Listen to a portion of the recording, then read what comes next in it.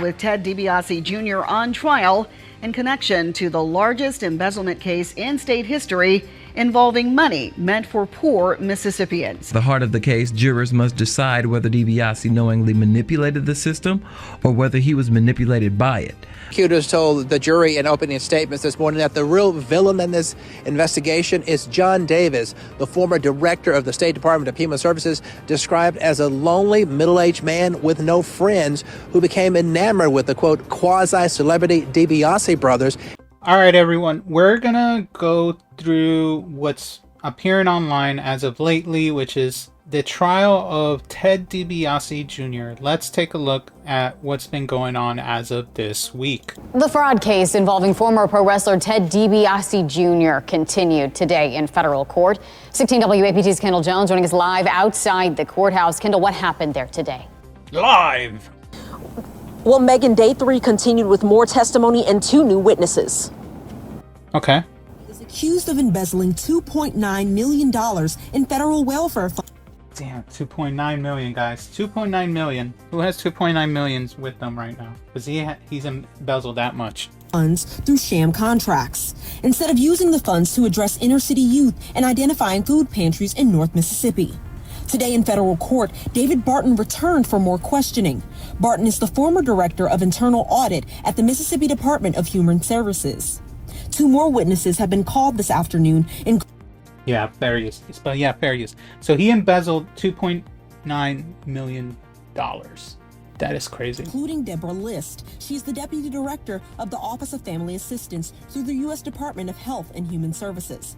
They handle the temporary assistance for needy families, also known as TANF. Not many questions were asked today from either of the witnesses.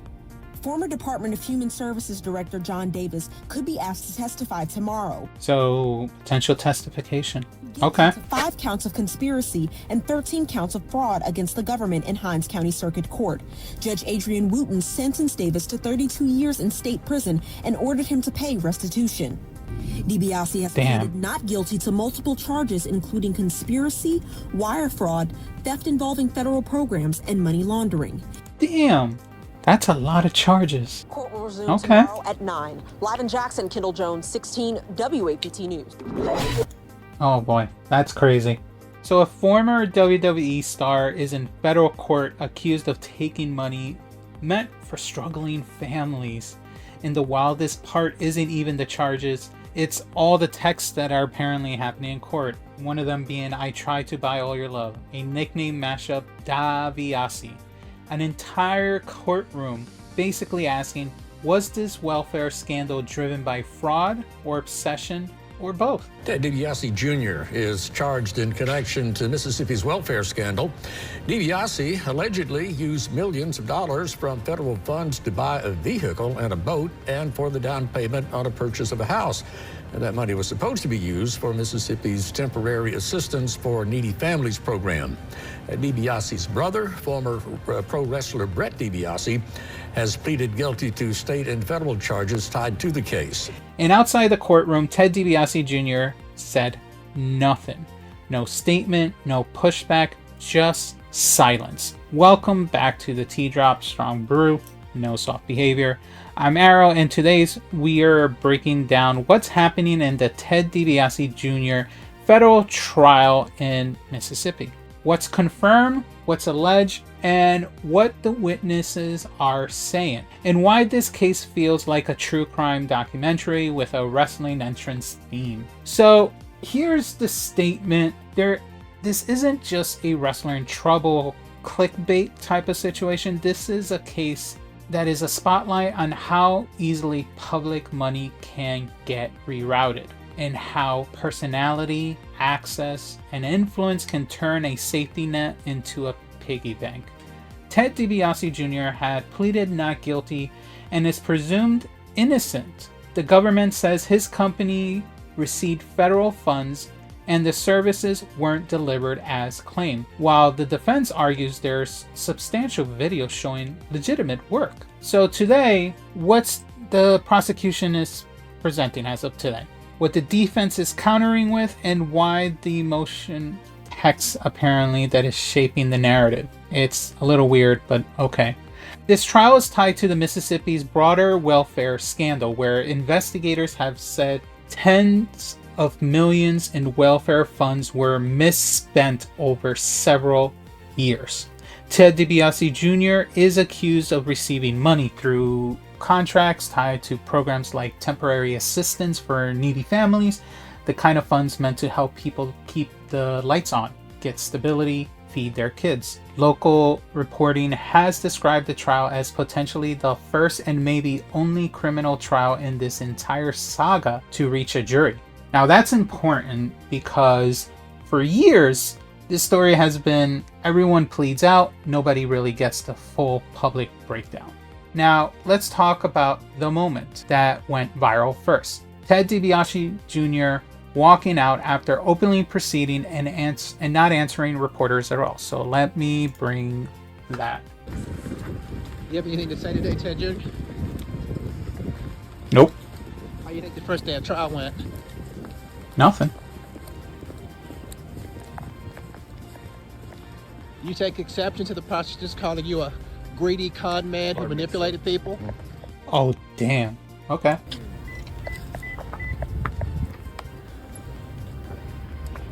So no answering. So he didn't answer at all. He didn't say, no, I didn't do this. No, my day in court. No, we'll prove it. Just a straight walk off. And here's why that matters for viewers out there. Investigation into the Department of Human Services was sparked by a tip from a whistleblower. Former pro wrestler Ted DiBiase Jr. is now on trial. Federal prosecutors allege he received millions of dollars tied to welfare programs through sham contracts for services never provided. Silence becomes a canvas. People fill it with in it with whatever they already believe. So if your defense is we have evidence, you better make sure the courtroom story is strong enough to out-talk the optics. In court testimony, one of the most jaw-dropping threads is the emotional tone and messages tied to the former head of Mississippi Welfare Agency.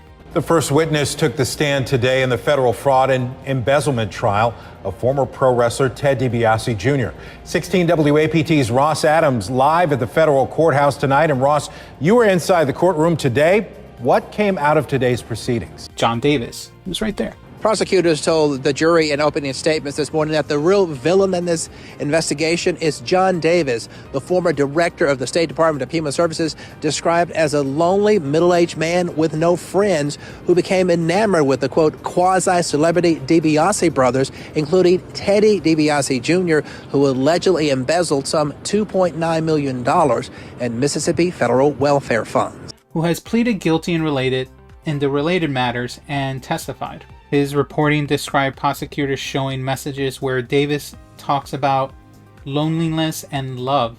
And the state's angle is basically that wasn't normal contracting. It was more personal. There's even this nickname mashup, DaViase, D-A-V-I-A-S-E, described in court coverage like it's a celebrity couples brand between these two.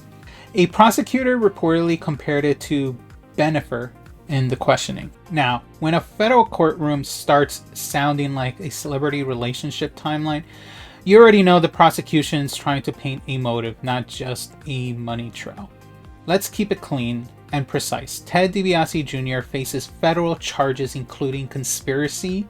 The former wrestler, who now lives in Madison, is accused of conspiracy and wire fraud. Prosecutors say DiBiase conspired with former State Department of Human Services Director John Davis, as well as Nancy New, the founder of New Summit School, to fraudulently obtain more than $3.5 million in federal welfare funds intended for needy families and low-income individuals. Wire fraud, theft involving federal programs, and money laundering. And prosecutors allege money intended for public services was misused. Multiple outlets, such as the ones we just reviewed, have reported the government's position that the funds were tied to contracts and routed in ways that didn't match the intended purpose. And that's the case And that's the case includes scrutiny of purchases and lifestyle spending by Ted DiBiase. The list of potential witnesses has more than 80 names on it, including former Governor Phil Bryant, State Auditor Shad White, Jackson business owner Jeff Good, and Marcus Dupree, former NFL player and Mississippi State football standout. Now, jury selection has been intense and thorough. The judge questioning potential jurors about pro wrestling, how they feel about that sport, and whether they can set aside any personal feelings and listen to the evidence and make a decision in the case based on the facts, and not how they may feel about. Ted DiBiase Jr. obviously denies the charges. That's key, for him at least. It's not the verdict. We're not at a verdict yet. This is just a trial. Ted DiBiase now is going to have to deal with the defense. Now, the defense isn't coming in with vibes like that. They're coming in with video proof and everything.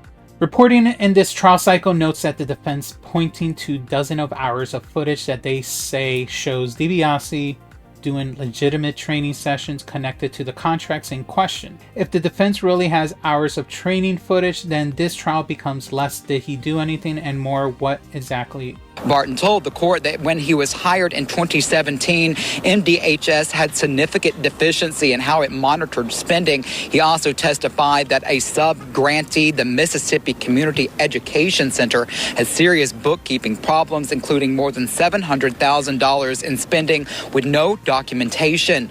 Barton said DiBiase was not involved in all of those incidents, but they did occur while John Davis was director of MDHS. Was promised with that funds, what was delivered, and what did the state actually paid for. And that's where the cases get complicated, because poor management and criminal fraud can look close from afar away and very different. But in court, they're separated by intent, documentation, and of course, receipts. This is where I'm going to say it pretty much straight. Wrestling fans can argue storylines all day, but this money allegedly was supposed to help families who don't have options. So when this case gets framed as the $1 million man's kid, it can turn into entertainment. And it shouldn't, not first. In 2020, former director of the Mississippi Department of Human Services, John Davis, along with several others, were arrested in connection to the welfare scandal. As part of the alleged scheme, prosecutors say Davis directed MDHS to subgrant the funds to two nonprofit organizations run by Nancy New and Christy Webb. According to the indictment, those nonprofits provided millions of dollars in federal funds from MDHS to DiBiase and his companies for social services that he did not provide and did not intend to provide. Davis, New, and Webb have all pled guilty in connection to this welfare scandal. If you're watching this and you've ever had to stretch a paycheck, this is why people are angry about this scandal right now. The irony is brutal. Ted DiBiase's whole brand in wrestling is money talks, but federal court isn't kayfabe.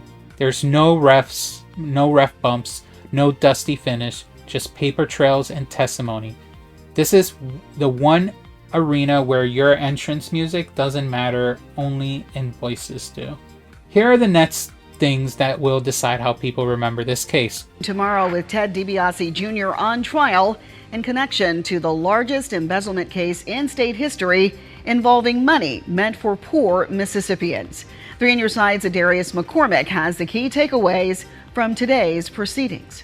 The contracts in question, what they specifically require versus what was actually delivered. Prosecutors and Ted DiBiase Jr.'s defense attorneys are telling jurors two completely different stories. The government says he manipulated the system to benefit from welfare funds, while the defense says that he was manipulated by the former MDHS director, John Davis. Prosecutors accused DiBiase of stealing millions of dollars in TANF funds, money meant for struggling families. Juries heard testimony that DiBiase regularly appeared alongside former MDHS Director John Davis at meetings, was copied on emails, and operated under Director of Sustainable Change, a title prosecutors say helped disguise the flow of money. The money route, how funds moved, who approved what, when, and why. The credibility battle, witnesses who pleaded, witnesses who testify, and how the jury reads motive versus paperwork, because at the end of the day, The jury isn't judging a character, they're going to be judging the evidence. The government says John Davis was good at manipulating the system. Ted was good at manipulating John Davis. However, the defense says DiBiase was not the mastermind, but a passive participant. At the heart of the case, jurors must decide whether DiBiase knowingly manipulated the system or whether he was manipulated by it. Adarius McCormick, 3 on your side. So here's the conclusion, in my opinion. Ted DiBiase Jr. staying silent outside court may be smart lawyering, but in the court of public opinion, silence turns into suspicion fast. And the prosecution's strategy is clear. They're not only telling a story about money, they're telling a story about relationships, influence, and the emotions-driven decisions that should have been about public service. The defense isn't betting the opposite, that when all the footage and all the records are laid out in court, this looks like work performed in a state system that was messy at best, criminalized after the fact. Either way, this trial is going to be one of those stories that changes how people talk about celebrity contracts with public money. That's the tea drop. Strong brew, no soft behavior. If you want the next part, I'll cover it as soon as we get more testimony days, and we'll break it down. And hopefully we get more actual information that lands with this jury versus what actually happened. So drop your take in the comments. Do you think the case is about fraud or a system built to be exploited? Like, subscribe, and I'll catch you on the next one.